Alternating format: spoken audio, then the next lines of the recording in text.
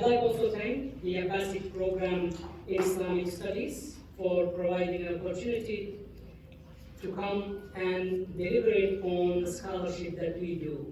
I mean, a lot of the universities, unfortunately because of funding and other considerations, do not pay enough attention to subjects that are not in the immediate political and social consciousness of the citizens. So, I mean, having this kind of opportunity at Stanford is something really that will be cherished and will be supported.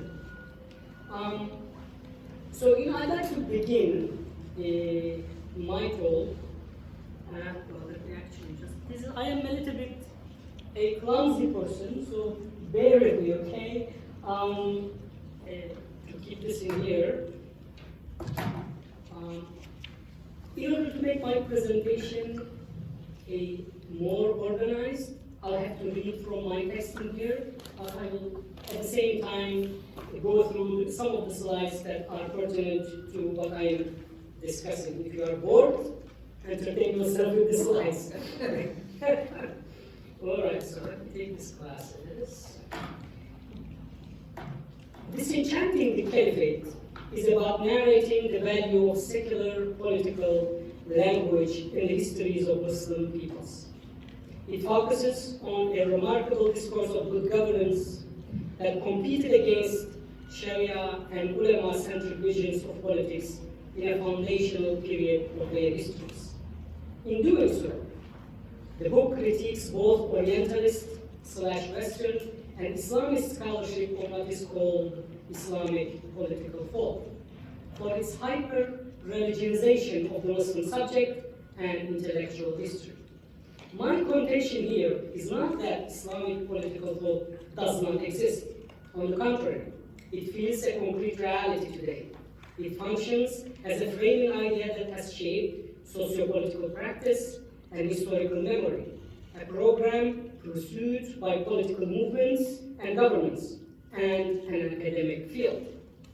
Despite its aura and ubiquitous use, however, it remains an invented idea, much like the appellation Islamic city and Islamic society, whose history since the 19th century, when it emerged, must be accounted for.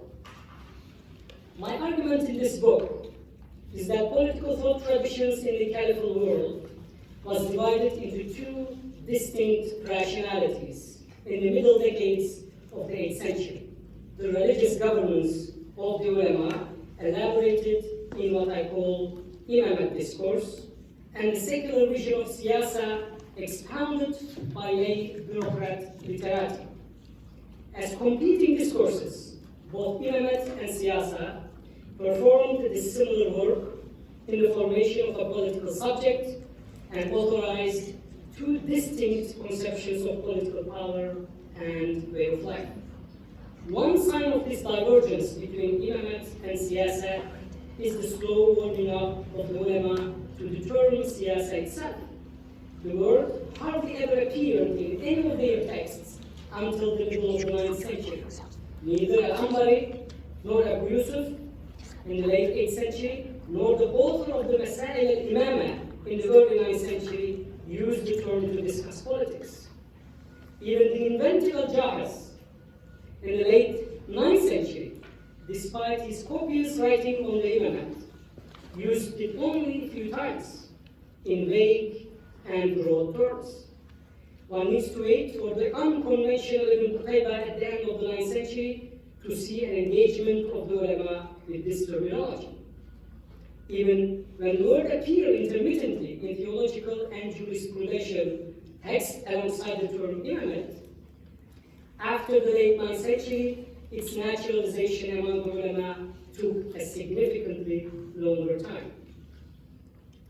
The written discourse on the imamate appeared from the early 8th century onward among the ulama, who defined the caliphate as pastoral authority, and we can talk about this later if you ask a question, responsible for the salvation of the community of the believers.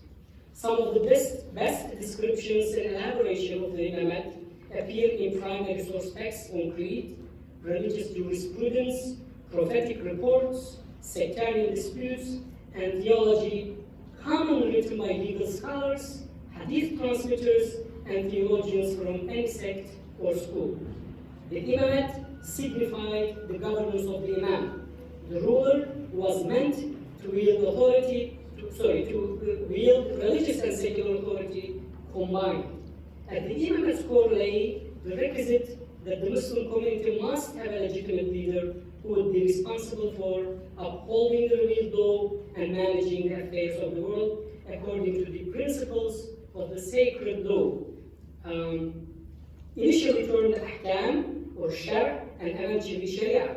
It underlined even the concept of the sharia itself as a history that must be actually traced. It underlined the collective authority of the community, jama'ah or ummah, and correlated governance directly with religious principles and pious morality. One may divide the development of the discourse on the Imamate into two phases. The first one is what I characterize as pre-political, in the sense of being no more than an extension of theological debates. The ulama were interested in normative principles dealing with faith and its community, but seemed to be less attentive to the administrative operation of the empire.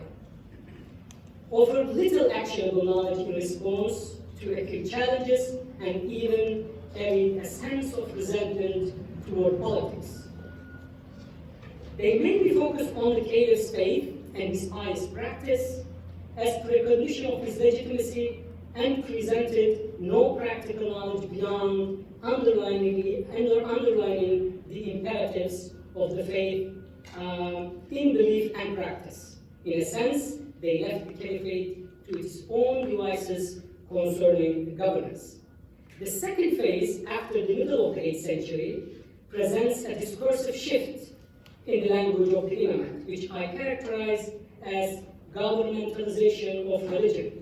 The most important aspect of this shift was that ulama, like their lay bureaucrat colleagues, who most probably compelled the ulama to change their positions, began to attend to the administrative and governing needs of the empire.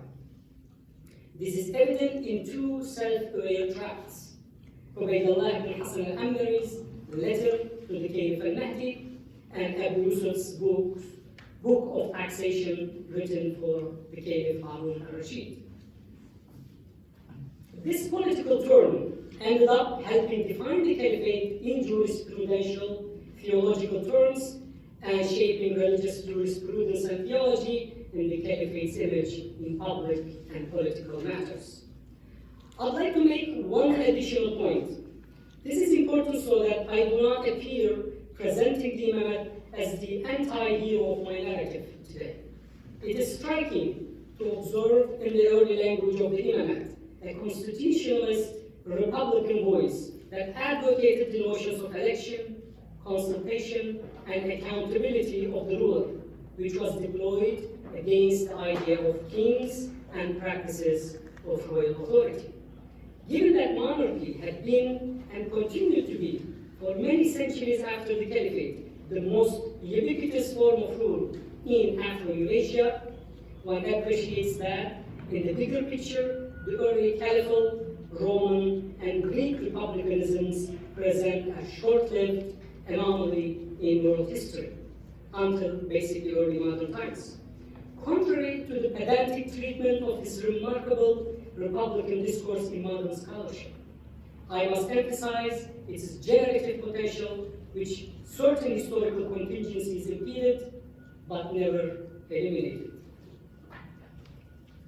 As a counterpoint to the idea of the Imamate, Siyāsa was another discourse of constituting and representing the caliphate based on the idea of monarchy. Mulk, this is the terminology that I use for sovereignty and monarchy. I should note that the Imamate had been the only language available to make sense of the political reality until Siyāsa emerged as its contestant in the middle of the 8th century. Siyāsa began in the crucibles of the late Umayyad and early Abbasi imperial administration among a cadre of lay bureaucrat scholars who launched a discussion of politics in literary prose writing, unconnected to the religious knowledge of the ulama. Often glorified as political realists, many of these bureaucrats congregated in what I call the Salim school of Siyāsa around the founding figure, Salim Abil Ala, who supervised the earliest works on politics. These professionals were part of the conquered non-Arab people during the Caliphal expansion in the 7th century, who were given a social status through a contract of clientage, wala, mawali, in which certain peninsular Arabic Muslim tribes were considered their guardians. Because many of them were clients, mawali, they faced the challenge of being simultaneously the elite and the other. What was coalescing toward the mid-8th century in the Salim school of Siyāsa was, for the first time in the Caliphate's history, a vision of empire that made sense of the political reality beyond its meaning as an affair of the religious community.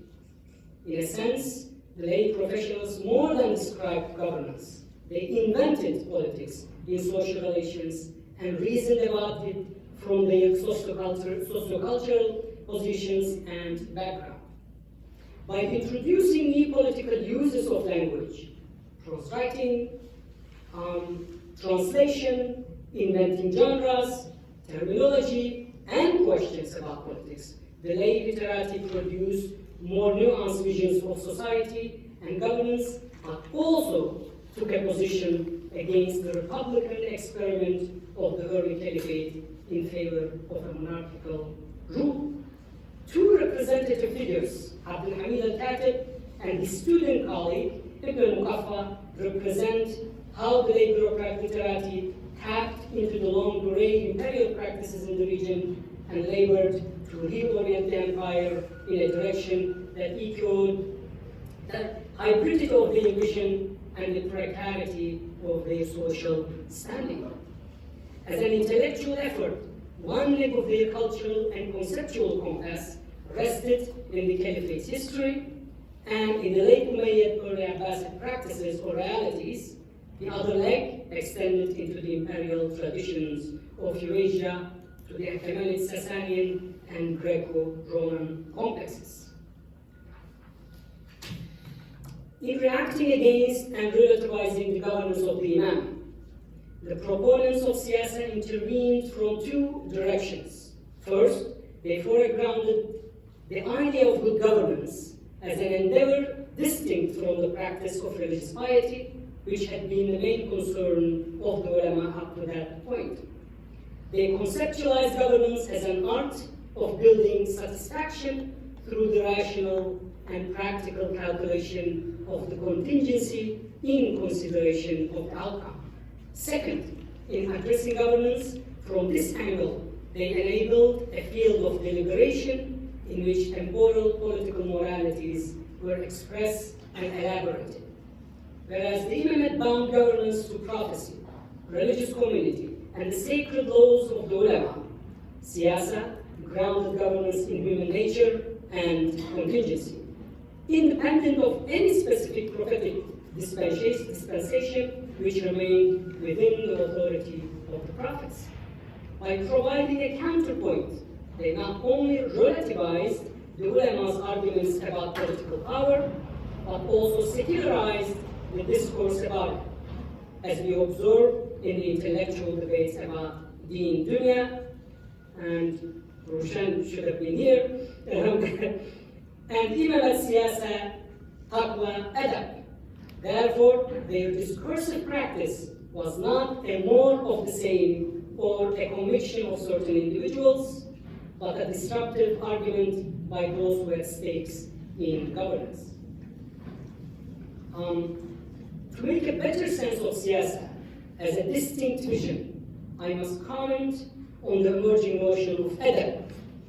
Just like the word Siyāsa, adab is a foundational invention dating to the 8th century, typically translated as etiquette or politeness. Adab suggested not another way of saying manners, but the technique or the art of self-discipline.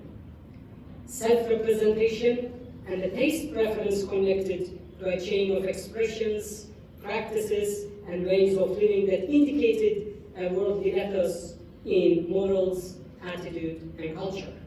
It connoted a manner or deportment related to a cosmopolitan habitus, knowledge and scholarship concerning humanistic subjects, the pleasures related to this world rather than the next, which were distinct from the concept of religious dutifulness, taqwa, and renunciant piety, zuhd, and that thus functioned as a countervailing force to the value and prestige of religious discourse and a new knowledge structure that seemed unintelligible to the ulama. As such, it enabled a particular socio-political subject who could be distinguishable from the customary tribal noble and the pious learner.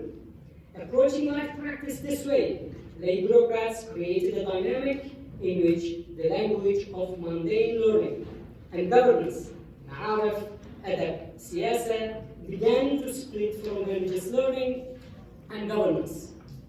Think about ilm and imamate, which bothered piety-oriented ulama because, as amply documented in the primary sources, this new orientation created spaces over which the ulama did not have any authority. Viewed in the trajectory of history, this concern for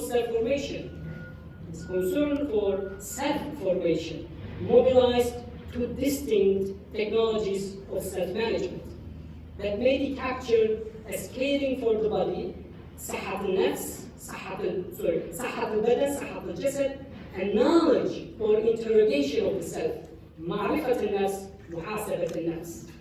The former signified a more worldly way of life and the self-constitution, adab, and the latter seemed more aligned with religious piety, self-discovery, and ascetic self-denial, which obscured the value of the former or downright condemned it. The efforts of the lay administrator scholars to curb the ulama's Sharia-informed discourse on governance should not translate as saying that the lay thinkers of the time did not appreciate either divine law or the sacredness of the universe.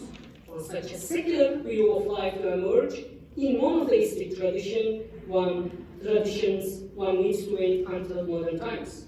They rather pioneered a form of secularity that aimed to curb the ulama's power ambitions and create a subjectivity not regulated by the ulama's Shari discourse. And we can talk about what I mean by secularity probably during the Q&A session. Because I think about it in a couple of layers, but nevertheless. To substantiate my overall argument, I spotlight Ibn al-Muqaffa's political writings. In particular, the epistle on the caliph's counselors as a disruptive and pioneering archetype.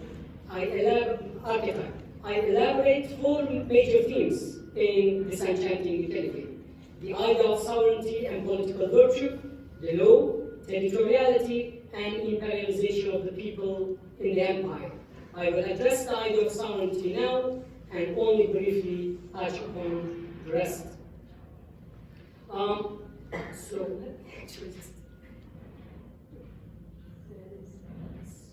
All right, we have already seen this one. I think this slide is important for you, just to make sense what happened of pre-political and political. Please allow me to elaborate on one aspect of difference between the authority of the caliph and that of the king in Siyāsa discourse. In the writing of both Abdul Hamid and Ibn Muqaffa, Siyāsa is presented as a craft of bringing the sovereign within the political culture through a regime of moral cultivation, which included disciplining the ruler in right conduct, inculcating the codes of propriety and ethics, and encouraging him to acquire the practical skills necessary to be an effective ruler. Siyāsa was also presented as the art of governing people through alleviating problems by normalized and agreeable means to maintain social order. One crucial aspect of the illusion was the dialectic between sovereignty, mulk, and governance, Siyāsa. The word sovereignty or mulk itself precedes Ibn al-Qafa. It had long pedigree in the Fertile Crescent, been used in pre-Islamic Arabia, appeared in the Quran, and widely circulated among the learned and political elite in the controversies of the late Umayyad period. It is important to remember that the words king, malik, and kingship, mulk, came up in Umayyad debates almost always as an accusatory mantra to denounce certain Umayyad practices as anti-caliphal, which the pious ruler should avoid if he was sincere in his belief. Just to the contrary, in the discourse of Siyāsa, mulk, sovereignty, becomes the necessary structuring condition of human collective life and gift of divine origin, given only to the ruler to maintain social order. In Abdul Hamid's and Ibn al-Qafa's writing, mulk no longer connotes unrighteous tyranny, but a form of divine favor, often signified with the words ni'ma and dawla, divine beneficence and fortune. In his letter to the scribes, Abdul Hamid discusses divine favor, ni'ma, as a gift given only to prophets, messengers, and privileged kings. The ruler, according to him, is favored precisely to manage and control people and establish order on earth so that human life reflects the wisdom of God, which is to do good and become fulfilled, salah. Being graced by God, the ruler is sublimated to an ontological category above social ranks and classes, which allows God's absolute power to pass to him, which is Sultan, so that he governs the people of the earth with overwhelming power. Theoretically, the power attained by divine right cannot be circumscribed, nor is its holder subject to the rules and regulations meant for his subjects. Nonetheless, the following passage illustrates the crucial question that the contradiction between absolute power versus liability poses for Abdul Hamid and Ibn al-Qafa. It is also an insightful documentation of the distinction between the sovereign of the Siyāsa and the caliph of the Imamate. To explain the scribe's relation with the sovereign, Abdul Hamid uses the metaphor of the work of the horse trainer. The scribe, Abdul Hamid asserts, resembles the horse trainer, Siyāsa, who uses the best techniques and strategies, available to him in performing his craft. I quote, "You know that the person who oversees," let me actually, sorry.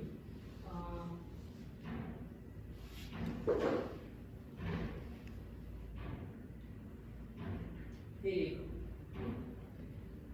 You know that a person who oversees a horse, behemoth, if he is skillful in dealing with her, he seeks to know her character.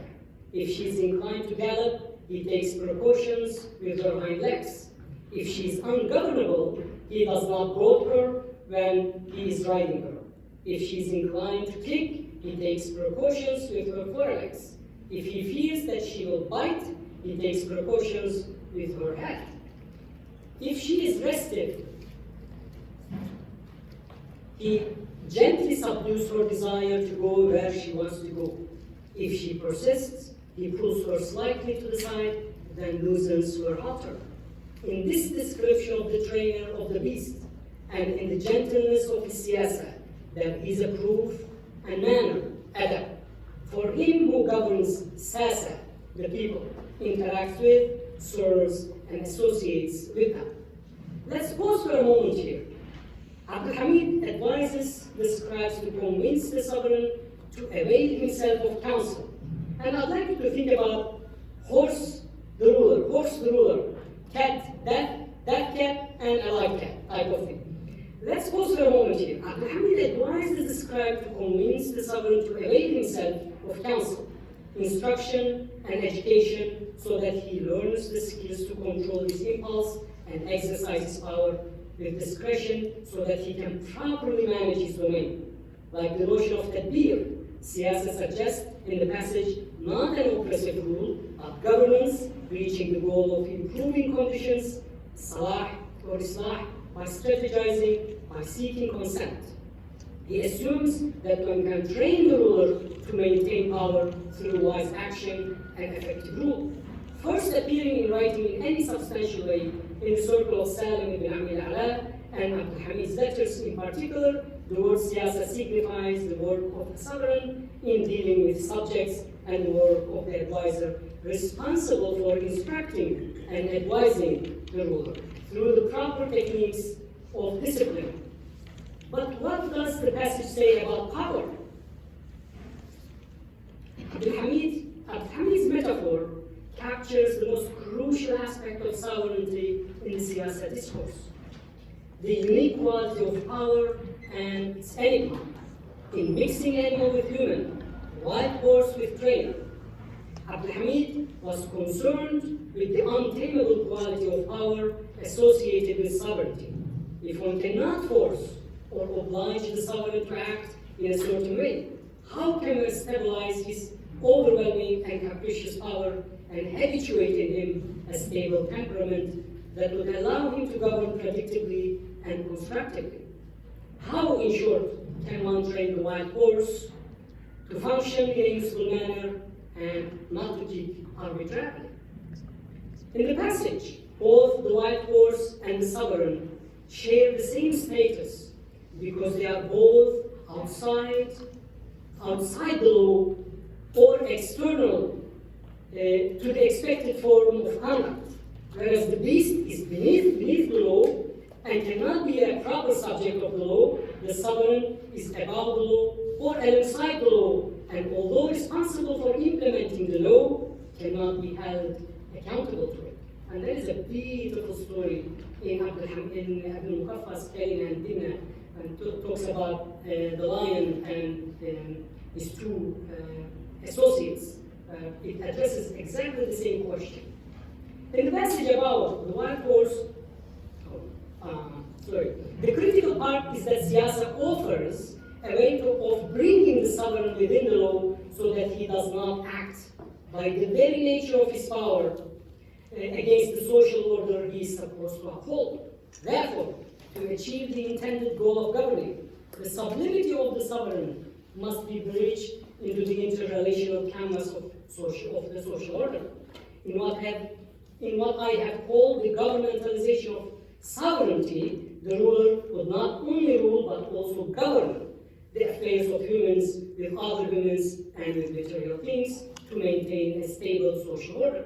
As Ibn Muqaffa notes in his epistle, one should not lead people like riding a lion. While the rider terrifies the onlookers, he is even more terrified. You know, there is also saying attributed to Churchill that you can negotiate with the tiger when your head is in his mouth. So this is really similar to that you cannot just oppress people and hope that everything is going to be right. So Siyāsa offers that kind of really mediation. What we learn from the passage something about political. We also something in the passage we also from the passage something about political virtue. How does the ruler acquire virtue if sovereignty is a gift of God?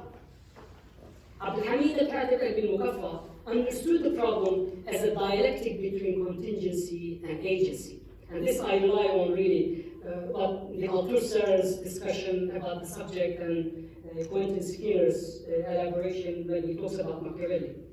They discuss virtue as the ability, Abdul Hamid and Ibn Muqaffa, they discuss virtue as the ability of the sovereign to rule not only by self-cultivation to obtain stately skills, but more fittingly by practicing good governance. Political virtue is actualized through the stately conduct and manners of the caliph and through fixing, improving, making his land more prosperous.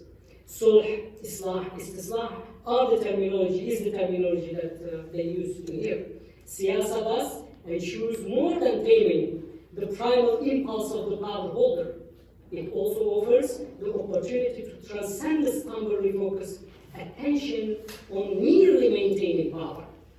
To explain political virtue better, I need to steer away from speaking about ni'mah, which is basically how sovereignty is given to somebody, only in the semiotic context of its religious background as God's beneficence or grace.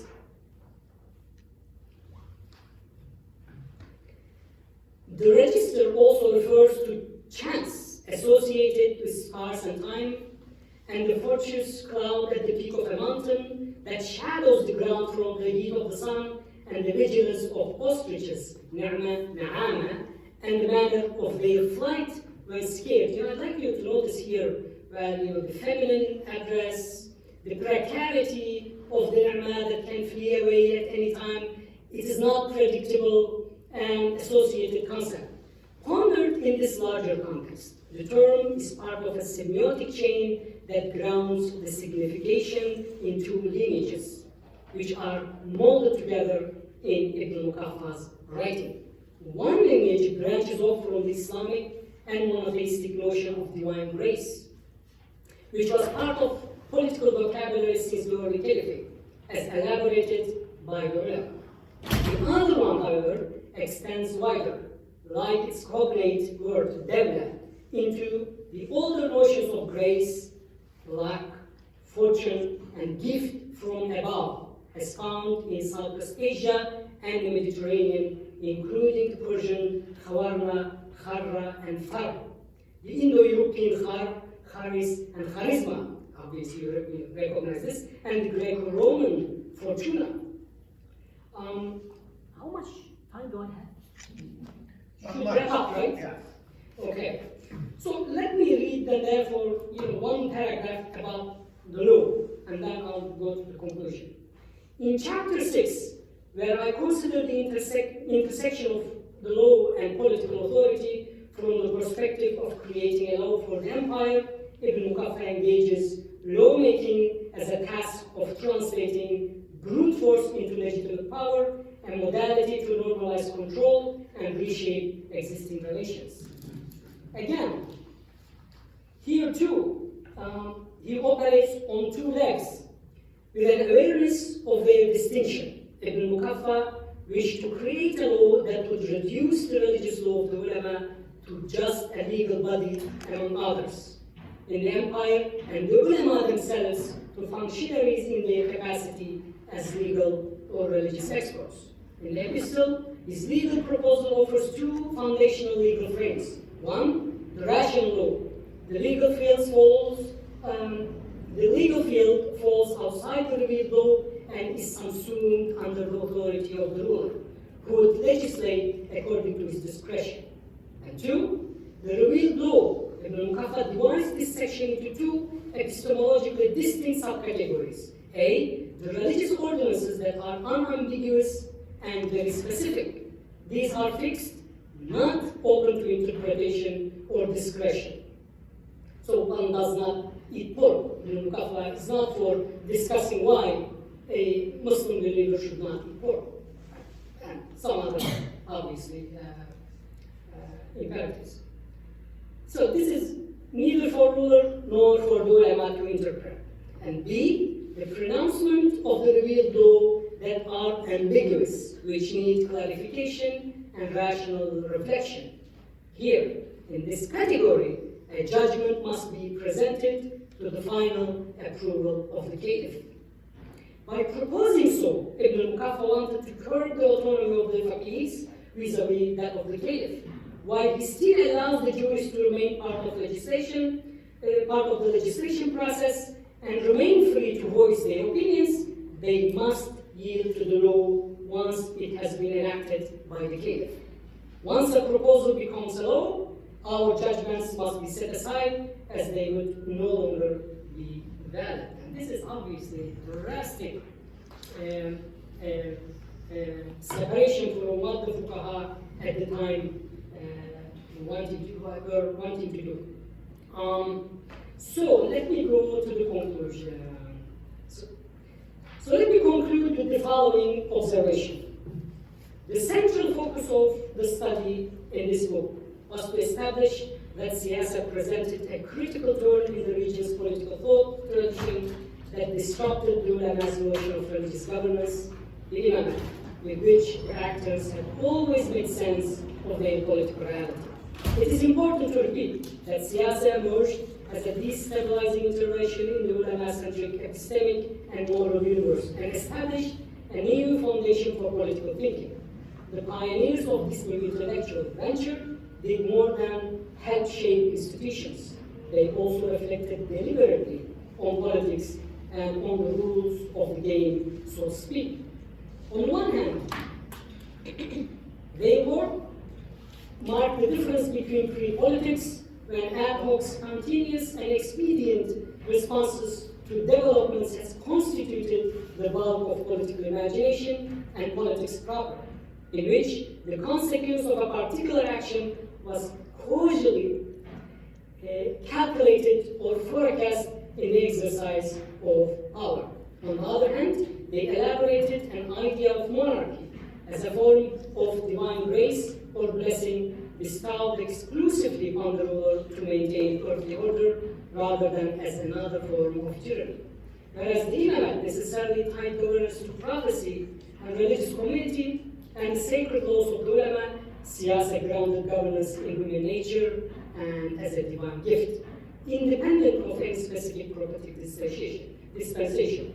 What may also be discerned from the Siyāsa discourse is a pathway to reimagine the Abbasi Empire, the Abbasi Caliphate as an empire of not just the faith community of the ulama, but the totality of its inhabitants who shared the empire under a ruling dynasty despite their social and cultural diversity. Thank you very much for listening. These two traditions, the Imama, Sharia, and the Siyāsa, can we think of a kind of are they like somehow deliberating with each other, or these are like continuing, like later centuries as two separate traditions without really polemicking, without really engaging with each other? And what are the moments where somehow we see kind of interaction with these two traditions, or polemics, or conflicts? Can you say a few? Absolutely. This is a beautiful question, and one that I get a lot. They did not remain obviously isolated and separate traditions. From both sides, Siyāsa side and also Imamate side, there would be intellectuals who wanted to actually just basically to bring concepts, practices, and problems into their own basically political thought tradition. And this is, for example, started to be done from the 10th century onward. I can mention, for example, some of those rulers who started to actually just basically appreciate and use Siyāsa arguments starting from the 10th century, 11th century. You look at, for example, Juwayni. Siyāsa Sharia. Juwayni, Al-Ghazali, Ibn Taymiyyah is basically one very important example of that. They did not remain isolated. From the Siyāsa side, for example, Qudama bin Ja'far is a good example in the 10th century, but also Nasr al-Din al-Tusi of the 13th century. Use a lot of elements from the Imamate discourse to talk about Siyāsa. So my idea is not that these remained always separate from each other. Just to the contrary, they were intertextual and dialogic, and also always responding to the contingency. One element of that I can mention is that I named Shari and Ahkam, and this is deliberate because we don't hear the word Sharia in this context until approximately the late 9th century. It does not exist that way. Sharia becomes politically more important concept only after the Seljuks, but particularly after the Mongol conquests. Then you can talk about Siyāsa al-Shar'iyya in the absence of the caliph. Siyāsa al-Shar'iyya becomes very important when intellectuals started to deliberate on politics without really the presence of the caliph. So, then therefore, but it is my claim that in order to understand the political thought traditions in the histories of the Muslim people, at least in the Middle East, right, without having this kind of understanding of Imamate and Siyāsa right at the foundation, you're going to get it wrong. So I have my own idea about how I locate intellectuals. Farabi is part of the Siyāsa tradition. If you look at but instead of Achaemenid Sasanic political tradition, he relies on obviously Greek tradition, right? But it is nevertheless, the path that he follows is the path that was started in the Salim school of Siyāsa. In fact, actually, one of the first translations that happened in that school, whose original text we do not have, but later on we see it in a different tradition there, so therefore we cannot really ascertain its authenticity to the 8th century, is Surah al-Asrar. Surah al-Asrar is actually just kind of really Greco-Roman type of political tradition that was also translated into the Arabic and Siyāsa tradition. So I don't see them as separate. Yeah. We should do more like Abbas.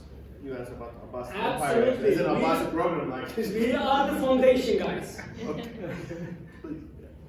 Thank you so much for a wonderful talk, and I really liked how you were able to differentiate between the two schools of thought. So I have a question about the Siyāsa tradition, and you mentioned that Salim Abi Alala was the foundational figure, the transformative figure.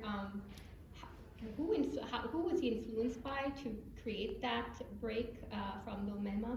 And the other question I had was, the discourse that you were listing about political virtue felt very similar to Socrates' dialogue with Alcibiades, and then the Abdul Hamid's description of the ruler and the horse. Also, in the pantheon, you have the frieze with the rider and the horse trying to tame, but it's more about desire, trying to tame your. So I'm just curious more about, are they influenced by the Greeks? Is that where it's coming from? And I'm curious which Nasser Tusi text you mentioned that is a manuscript that he talks about Siyāsa. I just would like, because I see him so much as a mathematician, I would be curious which manuscript is that he talks about Siyāsa. Sure. But thank you very much. These are really excellent questions and right to the point.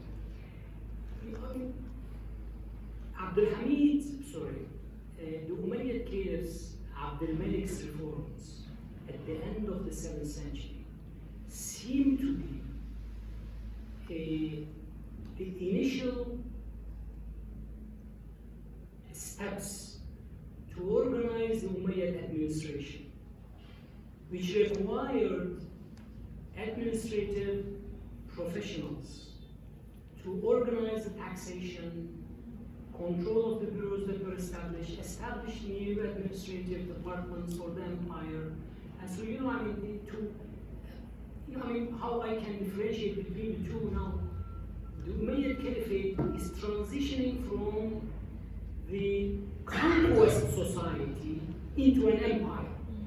And the administrators in the central chancellery of the Umayyad Caliphate, toward the end of the 7th century, especially in the first and the second decade of the 8th century, started to create first practical knowledge about administration, but in what I call the Salim school of Siyāsa, who was one of the chief scribes at the Umayyad administration after Abdul Hamid, right, all the way to approximately Hisham's reign, seemed to be that kind of individual who pulled around himself talented bureaucrat intellectuals that actually wrote about this subject. And two of them are Abdul Hamid al-Katib, Abdul Hamid the scribe, and Ibn Muqaffa, who worked together.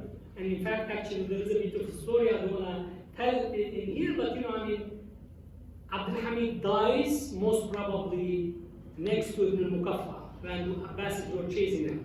They killed Abdul Hamid but left Ibn Muqaffa, right, alive. So then he went on to write whatever he was going to write, and later on he was killed, most probably by al-Mansur. So therefore, the Sirr al-Asrar was original copy that we do not have, emerged from that school that was established around Salim Abil Ala's school. Obviously this is my description, they did not name themselves as such, but from the evidence that we have, I consider them to be a school because they produce no intellectual who worked on Imamate. All of the intellectuals were basically administrators, literati, and worked on Siyāsa. And Ibn al-Muqaffa in particular is a political animal. He wrote nothing except on politics. All of his writings are about, in his translation, in his prose, whatever he has written was about politics. And if you look at and see a list of attributed epistles and books to him, if they don't pertain to politics, you should immediately say this is not Ibn al-Muqaffa's. So this is amazing. So it is, it gives us all the reason to think that this is really more conscious, self-aware, and deliberate. And I contextualize that in the middle of the 8th century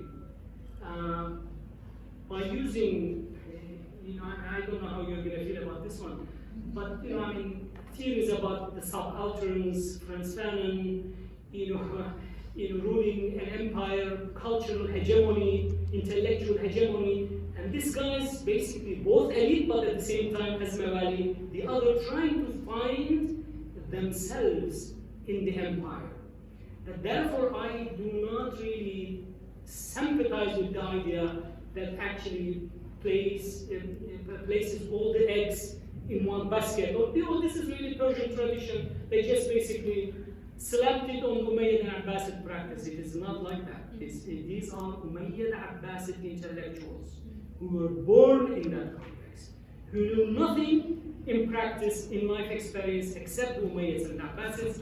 And obviously, now, they are a little bit farther removed from their heritage, that their heritage becomes something really compelling and useful to them, that they reach back to it, which what Abdul Hamid did and Ibn al-Muqaffa did. And the third one, yes, man on the horse is a big metaphor. Right? This is part of that tradition, but you recognize this is a little bit different from that. And then Tusi's manuscript, Tusi's work. Abdul Hamid, we do have them, and it is all of his letters were composed in an edition done by Ihsan Abbas, Rasail Abdul Hamid. So there was somebody over there. Farah and Bisera, let's questions by two people there. Thank you so much. This was really interesting and a lot of food for thought. But I also, and I think it builds a little bit on what Faiza was saying too about the metaphor. I have read a little bit of Khalil Dimna and this tradition of talking about politics through animals. And I was wondering whether you could talk a little bit more about that discourse, if that's something that you would see quite often in this period, and sort of what its origins are, because it has always been a question for me about why is this discourse specifically directed towards the animal world and talking about politics. Sorry, yeah, okay, sorry. Sorry. Go ahead, I think we started answering. No, just let's look. Well, this was a very complex and very engaging talk, and I have a variety of different questions. Some that are Easy on me, please. that are already raised in the room. I think there is a transformation with Abdul al-Malik from Greek being the official language to Arabic being the official language, which I think can explain some of these. Not just Greek, Syria, Coptic, Persian. So there is an extimacy, really, clarity at the center of the building of this idea of Siyāsa, which is a form of translation. So my question is, how is Siyāsa related to that al-Hikmah in Baghdad? Is this becoming a place around which Siyāsa, in a sense, could congeal and gather and become really ensure a continuation of its life within the Abbasi group? And the second question, I was very interested in this idea of adab as the capacity to control contingency. And it reminded me, there was another scholar last year who was his work was focused on Aristotle, and he talked about hope, that peace is exactly that capacity to determine contingency. Good rulers have this capacity, bad rulers waste people and resources on something that is unachievable. And he showed how Aristotle and Thucydides are both engaged in this. So I wonder again, is there a dialogue that develops between peace within the Greek discourse in Aristotle and Thucydides, and what is the Arabic word for contingency, this capacity to foresee, to engage with contingency? And last question I have is, in terms of the outlook, because I'm an art historian, in terms of an outlook of, is there a crown? Is there Umayyad, is there an Abbasi crown? As a piece of equipment, an attribute that defines power. There are crowns in the Dome of the Rock, but it's very hard for a historian to actually see what is an Abbasi crown or what is an Umayyad crown in terms of, and also, I'll stop here. A very complex idea that you presented. Yes, thank you very much. This is great. Oh. Go ahead. Well, thank you very much. I mean, these are really fantastic questions. I mean, this is the thing that I know about, Kelly and Dibna. It is obviously a translation, as we know, so I'm not going to go into that detail. And it is important. This is the first fable in the Arabic literature. That's why I was talking about them. These people were innovative. They brought, by bringing this kind of new knowledge, the perception or the observation of society became much more nuanced. Right? But if you look at the Quran, there is something resembling to fables in the light of it talks about the ants, for example, when it talks about the bees and the like, right? So there is that, and fables obviously are also present in ancient histories in the Middle East and all that. So this is not really nothing new. When we talk about them, being translated into Arabic, we are talking about Ibn al-Muqaffa, as I said. This guy is interested not only in the practice of politics, which he did as an individual employed by the Umayyad caliphs and Abbas ruling family, but also intellectual. He wanted to bring these ideas for discussion among his peers, among the administrators, and to basically provide a counterpoint to what the ulama were doing at that time. So then therefore, for me, when I think about Kelly Wadina, it is clear it's a political advice genre. So that is, when you look at all of the stories, you get lessons. But there is one particular issue that maybe you can discuss later about. It is not just a matter of advising human beings by telling the stories of animals, like metonyms for There is another element over there is that sometimes he mixes this metaphor between human being and animal, like for example, Abdul Hamid's letter, and some of the Muqaffa's writing too, when he talks about the Malik, the ruler or the king, and his people. So that kind of distinction between Ra'i and Ra'iyya, for example. Ra'i is human being, Ra'iyya are animal. So there is that kind of, he's trying to make an ontological distinction between the ruler who rules through the gift of God, that he gets sovereignty over a body that Ibn al-Muqaffa and Abdul Hamid described as Ra'iyya. By the way, I did not discuss it in my talk, but this is what I also say, governmentalization of the people in the empire. It is the first time that we notice that somebody is talking about the people in the empire as subjects of the king. They become a collectivity that you can define and describe and therefore treat and rule over. This does not happen in the Imamate discourse. For in the Imamate discourse, the people are non-territorialized, not bound to the caliph. They are independent individuals anywhere in the world. Okay, this is when they talk about, and they are equal, not in the Siyāsa discourse. There is a clear distinction, ontological distinction between the ruler and his subjects. So, you know, I mean, that is what we can even, I mean, thank you very much for all of these questions. You know, let me take a step, so I don't promise anything. As far as I know, you know, from the Dar al-Hikmah in the 9th century, under the Caliph al-Ma'mun and his followers, that, you know, there are certain translations that relate to politics, and the bulk of the translation was really more like, you know, about, you know, philosophy and quote-unquote scientific disciplines. So, you know, I mean, we do see, you know, some parts of Aristotle, some parts of Plato's, Neoplatonic writings about politics as well under the Dar al-Hikmah, but I think, let me take it this way.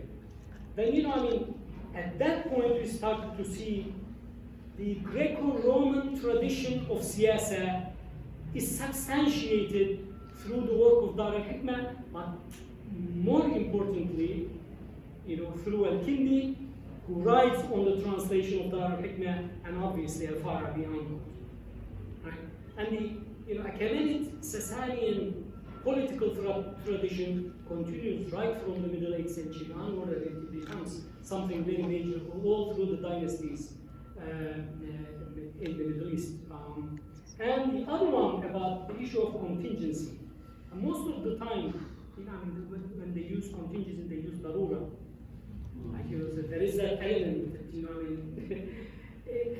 and just to make it clear in here, when I say contingency here and they say darura in here, how they differ from the ulama, you know, I mean, it's the basic element of morality. Is that, you know, if you are a believer, you do what God says you should do, right? Without any kind of really consideration of the outcome. Because, you know, I mean, if it tells you not to eat pork, you don't eat pork. But what is the consequence of that? That is irrelevant in the Imamate discourse. This is true also for ruling, right? You know, I mean, and this is very clear. You can see Al-Ambari, who is one of the earliest proponents of the Imamate discourse in practice, is that, you know, I mean, he mentions Sadaqah, Zakat, Sadaqah as one of the four estates of the Caliphate. Ibn al-Muqaffa does not even mention it. Because it's not important, right? You know, I mean, how much you can collect from the sadaqah, especially during the time of the Ibn al-Muqaffa and during the time of Ubaydullah himself. Probably the Muslims not even 10% at the time.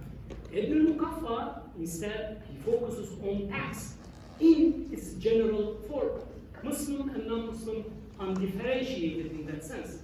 And from here you can see he talks about the contingency of his time. That, you know, I mean, these are not just faith communities, these are also subjects of the empire.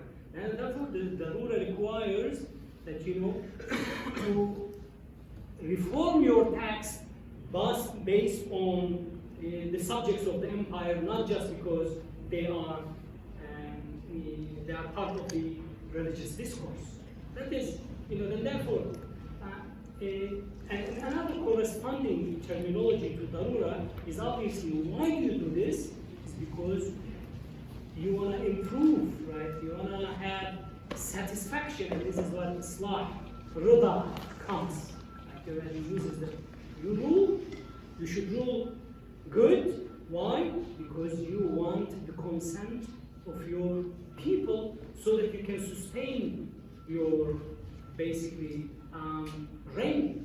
And if you don't do that, and that is really tyranny, that is in defiance of the very notion of Siyāsa, that you don't oppress people because really it's counterproductive. That you oppress them one day, 2 days, and then the third day.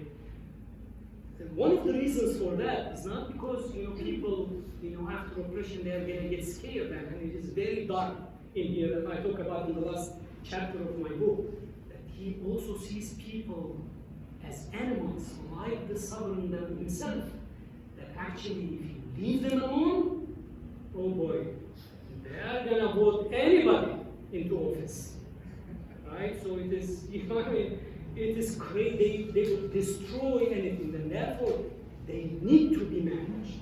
They need to be controlled, and there are techniques or technologies to do that. You know, and the third one, there is something. You know, I mean, there are books of the crown, obviously.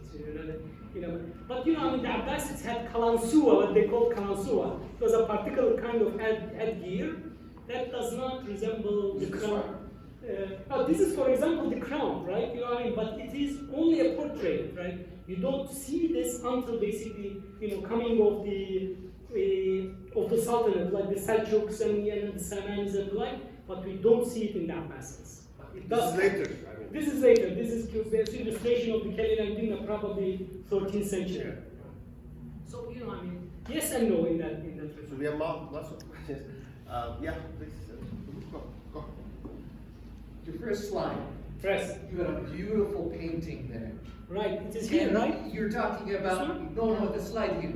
Oh. You had that First slide. all the animals. Yeah. What is it? And one rabbit. Right. So the other one. Yes, the very first, the very beginning. This one? No, it's the next one over. This one. That's This the one, same yeah. one. And what you were talking about, I thought immediately of this slide. You have a lot of writing here.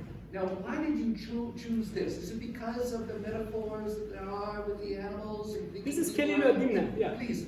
Right, yeah, absolutely. Yeah, sure. Yeah. You talk about Abdulhamid and Ibn Khalfa as a school. I'm interested in the social historical dimension of what you're talking about, and I know the kind of clientage, their mawali, but what else can you say? Who are they writing for? This is 2 or 3 generations before the paper revolution and the booksellers' markets. Are they just circulating this in the circle of bureaucrats, or I'm thinking of they're in Basra and this urbanization, and I don't have a directed question, but about locating it in the social historical environment. Absolutely. You know, this Let's is get one more question. One more question. Mila?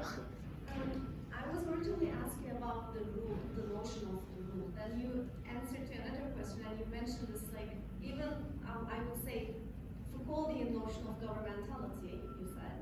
But I'm now wondering, like, what does governance involve in the 8th, 9th century ruling elites, like, other than taxation? What are the day-to-day implications of this changing notions of governance in this society? And also, like, this, you are almost mentioning, like, this genealogy of the making of the notion of population, right, in this part of the world. Is this, like, continuous, or does that notion evaporate at some point in the history of the region, or there's, like, significant pushback in particular time periods? How do you look at this, like, the notion of the governmentalization of society? I mean, the governance, yeah. This is a great question. I don't pretend to have all of the answers, but you know, it is something to think together about this matters.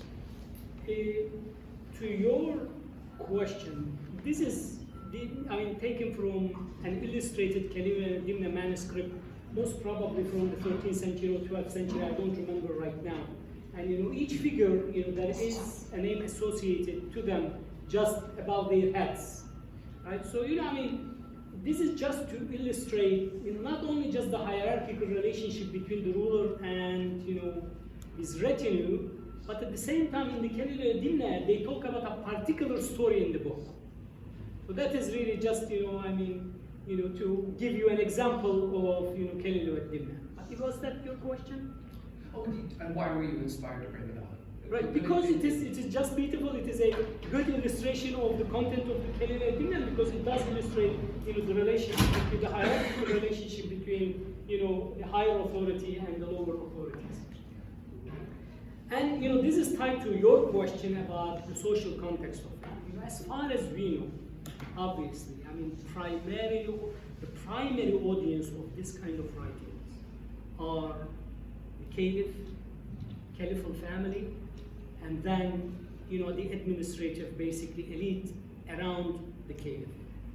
did it probably also expand more than that in the environment of Basra, in the environment of Damascus, in the environment of Baghdad later on? Yes, because we do get these writings referred to in other writings as well, in the 9th century onward as well. So clearly, there is some kind of distribution.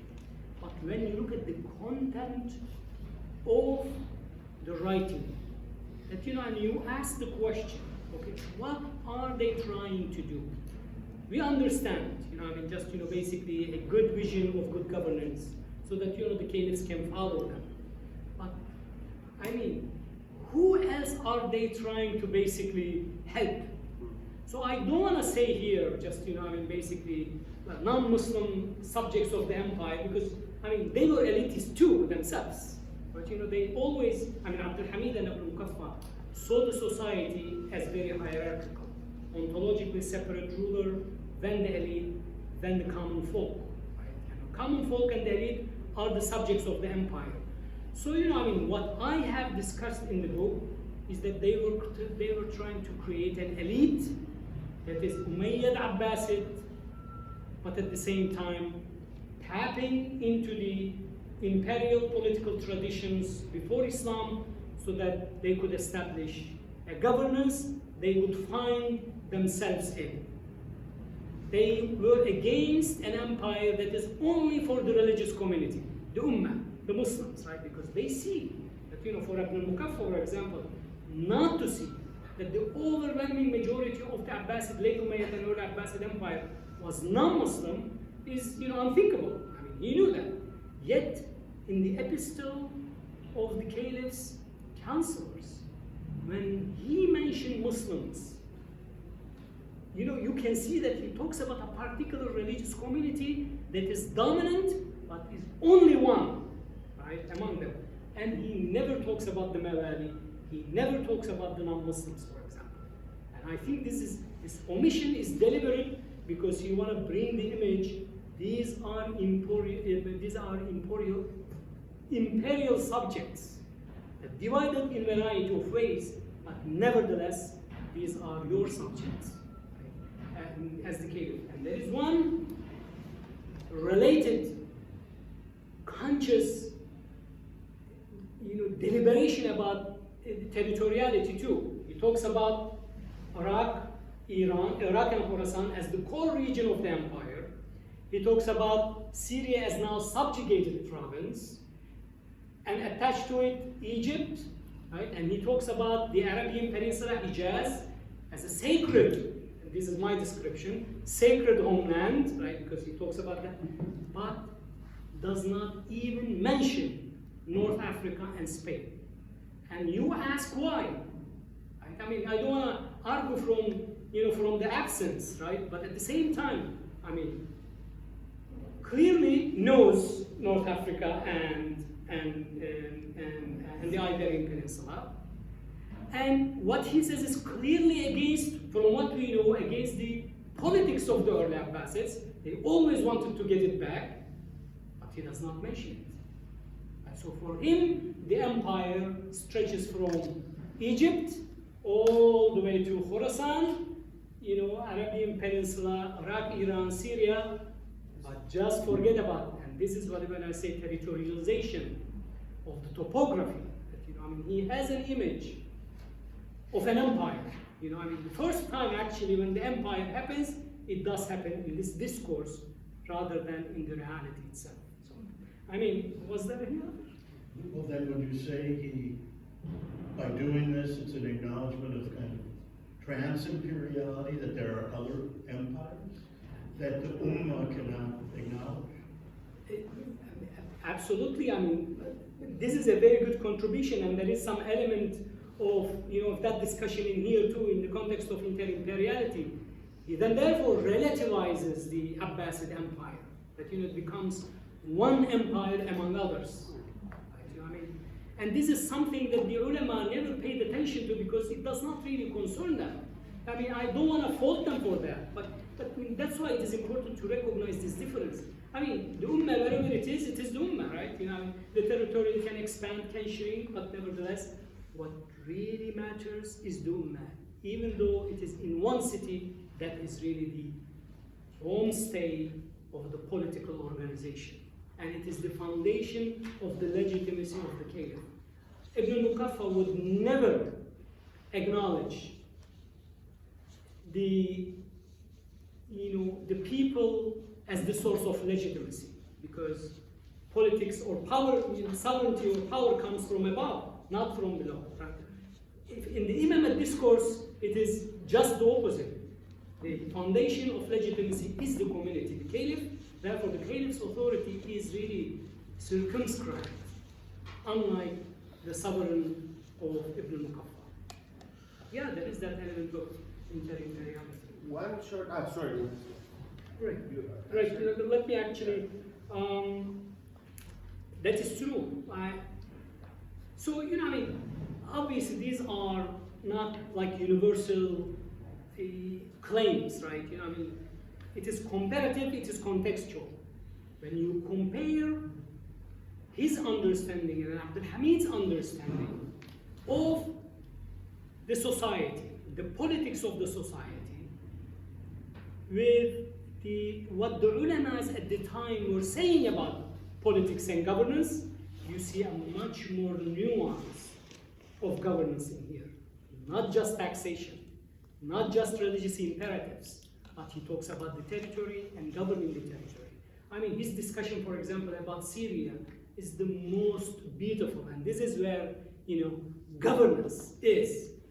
He describes in very short 2 paragraphs or something like that, a beautiful description how the Al-Mansur should treat Syria so that it becomes an integral part of the empire, so that it does not rise up against his power. And the way to do it is Siyāsa. This governmentalization is actually good governance, just trying to alleviate their problems, address their grievances, so that they become appreciative rulers, subjects of you. And one way to do that is obviously, talks about, for example, the army pensions, allowing them to enter the army, lessening the burden of their taxation, pay attention between their common folk and the elite, and try to be more, and he does say that, more understanding of their infringements, because he says these were the people who lost sovereignty. And remember, he says to Al-Mansur, sovereignty does not leave a people without also leaving behind resentment to rise up and bring that sovereignty back. So he offers some remedies to, is this something that you're looking for? That's why I do work with this Foucault's governmentalization in the sense, and I think I have made a good case. You don't have to wait 16th century capitalism to see this kind of really governmentalizing logic. Let's have one more question. Yeah, thank you so much. This is really complex. As a sociologist, I'm trying to understand everything you say.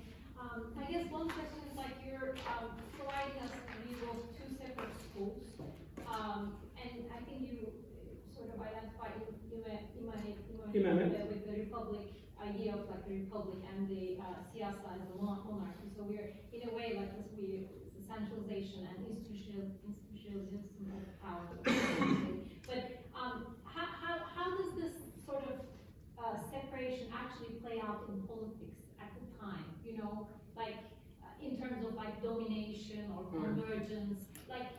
One thing that comes to my mind is the sort of gender history, in Islam, right? Islamic gender history, where scholars argue that it's the point where religion becomes part of the state, and the way it's centralized, that things start to get worse for blue kind of argument. So how can you really relate this story that you were telling us to the actual politics in that era?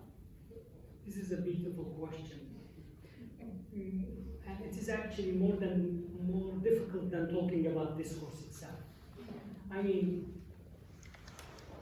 Clearly the Abbasi rulers tried to straddle both, because relying on the ulama themselves alone was not going to give them enough nuanced knowledge to govern their territories.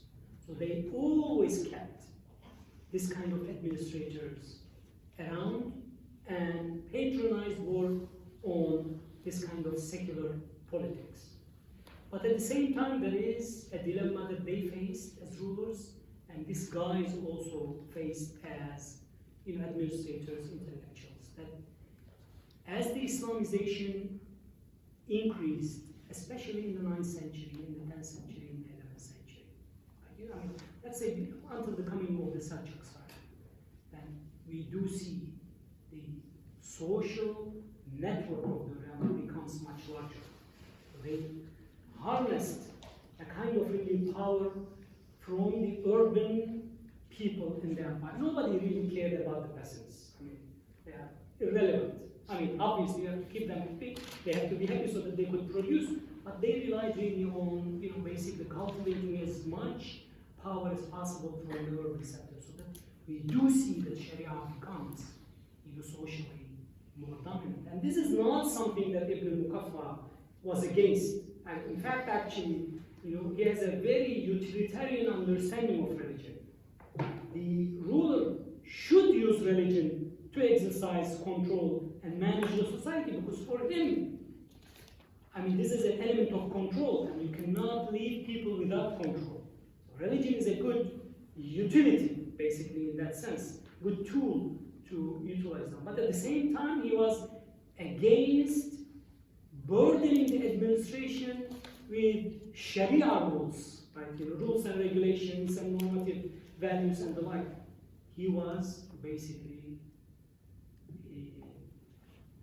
he lost that battle, or his successors lost that battle. Sharia becomes very dominant, also social, force that the caliphs had to contend with. And with the increasing or the decreasing caliphal power, it became expedient for them to rely on religious discourse, because they lose actual secular power, and now to maintain the remaining one, they increase their references to religious discourses. Right? So then, therefore, Halak, for example, and in the blurb he says that he thinks that the Sharia won at the end. That was very important, but at the end of the day, Sharia actually won. However, I really don't think that way. I did a very small research about, this relates to how much we know. In the libraries, manuscript libraries, both in Egypt and also in Turkey, in the Suleymani and Al-Azhar, how many approximately have books about the caliphate from the Imamate tradition, and how many books we have about Siyāsa? Siyāsa books far exceeds books on the Imam. Yeah, you put the Imam, you put Khilafah, you put Ulama and the like. So then therefore, there is something over there that even in the later period, we can go back and actually rethink. Thank you very much, Hayrettin. Thank you very much.